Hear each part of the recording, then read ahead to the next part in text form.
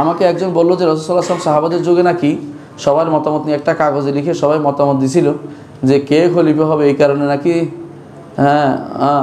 অমুকের গণতন্ত্র, অমুকেরা গণতন্ত্র করে। এই বিষয়ে কিছু বলবেন? মিথ্যা কথা বলছে, মিথ্যা কথা বলছে, মিথ্যা কথা বলছে। কাগজপত্র মানে তখনকার দিনে কাগজের অভাব থাকে, কাগজ ভালো থাকতো তো কোরআনকে সারা দুনিয়া প্রচার করে দিত ওরা। তো কাগজ টুকরা টুকরা খুঁজে বের করছে, নাম বাইর করছে, সরাসরি জিজ্ঞাসা করছে কিভাবে কিভাবে নির্বাচন হয়, এটা সরাসরি জানেন। আবু বকরের নির্বাচন কিভাবে হয়েছে, পূর্ববর্তী খলিফা আবু বকরের নির্বাচন হয়েছে মানুষও বলে দিছে, এবং সবাই না, উচ্চ কক্ষ কেন বলি, কারণ সেখানে শুধুমাত্র মুহাজির আনসাররা ছিলেন যারা খুব বেশি গুরুত্ব দিতেন, তারাই ছিলেন, সাধারণ মানুষ সেখানে উপস্থিত ছিল না। আবু বকর এইভাবে হয়েছে। ওমরটা কীভাবে হয়েছে, আবু বকর সরাসরি বলে দিছে। ওসমানটা কীভাবে হয়েছে, উচ্চ কক্ষের আসানটা, ওসমানটা উচ্চ কক্ষের মাধ্যমে হয়েছে। এবং উচ্চ কক্ষে কী ছিল তা মোটামুটি হয়েছে কীভাবে, সংখ্যাগরিষ্ঠতার মাধ্যমে হয়েছে এটা, কিন্তু ভোট কাগজ দিয়েছিল না। আচ্ছা কাগজ দিলাম না বলতেছি না, কিন্তু সমস্যা হচ্ছে এটাই যে আপনারা যারা আজ গণতন্ত্রের জন্য পাগল হয়ে গেছেন, ওই পদ্ধতি ছিল না। আয়েশা রাদিয়াল্লাহু আনহার মত নেওয়া হয় নাই, উম্মে সালামা রাদিয়াল্লাহু আনহার মত নেওয়া হয় নাই, জীবিত ছিলেন সবাই, উম্মাহাতুল মুমিনিন একজনেরও মত নেয় নাই।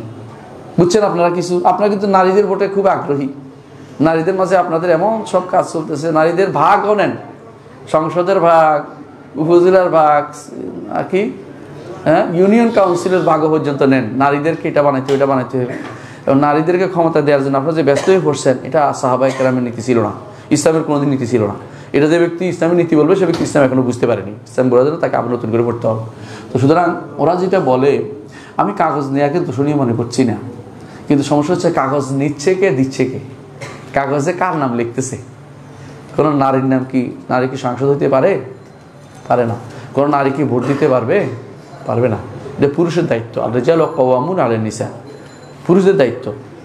একটা গোত্রের যেমন গোত্রপতি দায়িত্ব আছে, একটা পরিবার থেকে সেখানে কারা দায়িত্ব হবে, পুরুষরা, প্রাপ্তবয়স্ক পুরুষরা দায়িত্ব পালন করবে।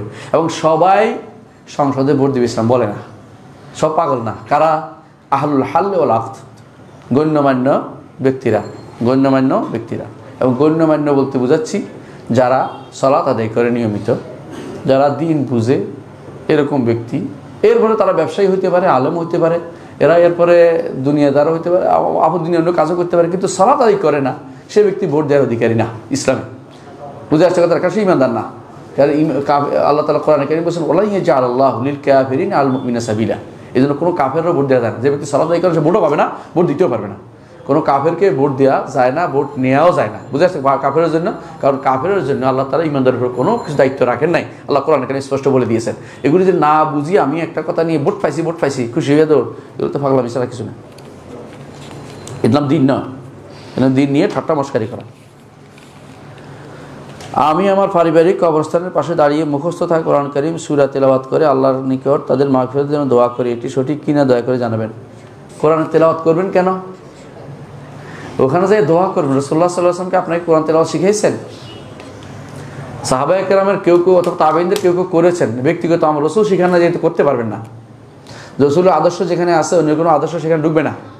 সুতরাং কোনো ব্যক্তি অমুকে করেছে তমুক করেছে আমার কাছে নিয়ে আসবেন, আমি জানি অমুক বই থেকে তমুক বই থেকে উদ্ধৃত করে আনবেন, এটা এখানে গ্রহণযোগ্য হবে না। কারণ রাসূলুল্লাহ সাল্লাল্লাহু আলাইহি ওয়াসাল্লাম আমাদেরকে শিখিয়ে দিয়েছেন একটা সুন্দর, যে অনেকেই কী করবে, যখন আমরা বলি, যেমন বলি যে ফজরের সালাতের আজান হয়ে একামত হয়ে গেলে তোমরা সুন্নত পড়ে না, বলে যে অমুক সাহাবিক করেছে কুফাতে, অমুকখানে তিনি দেখছি নামাজ পড়ছে, এটা কি চলবে এখন? আপনারা বলেন চলে? এটা চলে না। কারণ কোনো সুন্নাত সাহাবির কাছে গোপনও থাকতে পারে, সাহাবি নাও জানতে পারে। এরকম বহু সুন্নত সাহাবি জানতো না, বহু সুন্নত। যেমন আব্দুল্লাহ ইবনে মাসলামা, মুহাম্মদ ইবনে মাসলামা, যে দেখছে আমাদের এক কওমের দাদিকে রাসূলুল্লাহ সাল্লাল্লাহু আলাইহি ওয়াসাল্লাম সুদুস দিয়েছে, 3/4 এক অংশ দিয়েছে মিরাসের। অথচ আবু বকর ওমর দুনিয়া জমা ফেলছে, কেউ জানে না আর দাদি কীভাবে খবর নাই। একজনে এসে বলছে আমাদের কওমের এক দাদিকে রাসূল সুদুস দিয়েছে, বাস দলিল হয়ে গেল। আবু বকর ওমর সহ সবাই কেউ জানে না। আপনি বুঝতে পারছেন? অনেক আমল রাসূলুল্লাহ সাল্লাল্লাহু আলাইহি ওয়াসাল্লামের সাহাবীদের কাছে গোপন ছিল, অনেকের কাছে, কিন্তু আকীদার বিষয় গোপন ছিল না, সবাই ভালো জানতো। এটা আবার কোয়েন নাবাদ আকীদার গোপন ছিল। আমলের ক্ষেত্রে অনেক আমল তাদের কাছে গোপন ছিল। আব্দুল্লাহ ইবনে মাসউদ রাদিয়াল্লাহু আনহু কি করতেন? হাত দুটা মাঝখানে রাখতেন রুকুর মধ্যে, বুঝছেন? এখানে রাখতেন না, নামাজ তো হয়ে যাবে, কারণ তিনি যেটা জানছেন এটা আমল করছে। এমনকি তিনি আসওয়াদ এবং আলকামা দুইজন পাশে ছিলেন, দুজন বড় বড় মানুষ ছিলেন, উনি মাঝখানে ছোট মানুষ, কিন্তু আলেম কাবির এদের সম্মান করতো। দুজনে যদি কোনো উনি হাত রাখতেন, হাঁটুর উপর থাপ্পড় দিতেন, হাট ভিতরে রাখ, আমি যেমন এমনি কর, তো এটা করতেন। তো এটা বর্ণনায় আসছে স্পষ্ট ওনার বর্ণনা। এরা তাই বলে কি এটা শুদ্ধ হয়ে যাবে না, হাঁটুর উপর রাখাটাই হচ্ছে সুন্নাত। মনে রাখতে হবে যে সাহাবায়ে কেরামের মধ্যে কখনো কখনো কিছু গোপন থাকতে পারে। তো সুতরাং কেউ যে কোরআনে কারিম তিলাওয়াত করছে ওখানে গিয়ে এটা কোনো সুন্নতের আবর্তিটা পড়বে না। এই জন্য আপনি ওখানে পড়বেন না, আপনি ওখানে যে কী করবেন, দোয়া করবেন। কার জন্য? কবরবাসীর জন্য। নিজের জন্য দোয়া করার জায়গা এটা না, নিজের জন্য দোয়া করার জায়গা ওটা না। নিজের জন্য দোয়া করবেন কোনো প্রমাণ নেই। বুঝে আসছে কথাটা? অনেকে আছে দোয়া করে হাত তোলাকে আমি একবার নিষেধ করছি যে কবরস্থান দোয়ার জায়গা না, খেপে গেছে, যাইয়া নিজে দেখাইছে বড় আলেম যে হাত তুলে দোয়া করে দেখাচ্ছি যে ওনার বিরুদ্ধে। বুঝে আসছে? দেখালে যে হাত তুলে দোয়া করতেছে, আরে গাদার বেশি, গোলাই বেশি, বড় গাদা হইলে। আমি কি ওইটা বলছি? আমি বলছি যে এটা কবরস্থানে আপনার জন্য দোয়া করার জায়গা না, কবরস্থান মুদ্রার জন্য ইস্তেগফার, ক্ষমা প্রার্থনার জায়গা।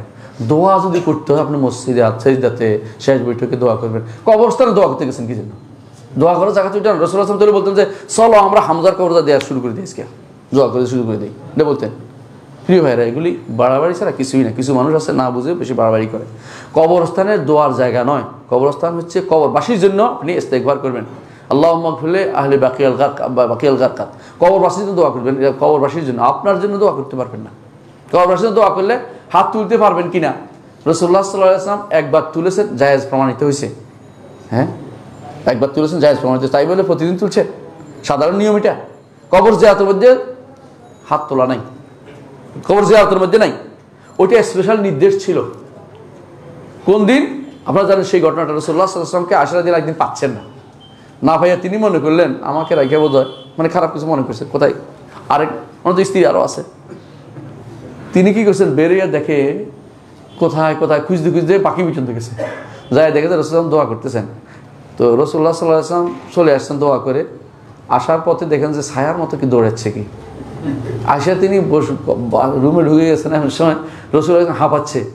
আয়সা তুমি কি বাইরে গেছিলে? আমি তো এই জন্য দেখছি ছায়ার মতো কি একটা দৌড়াচ্ছে, তুমি হাঁপাচ্ছ, তুমি কি মনে করো আল্লাহর রাসূল তোমার সাথে জুলুম করবে? মানে আল্লাহর রাসূল, আল্লাহর পক্ষ থেকে আমি প্রেরিত রাসূল, আমি তোমার উপর জুলুম করবো?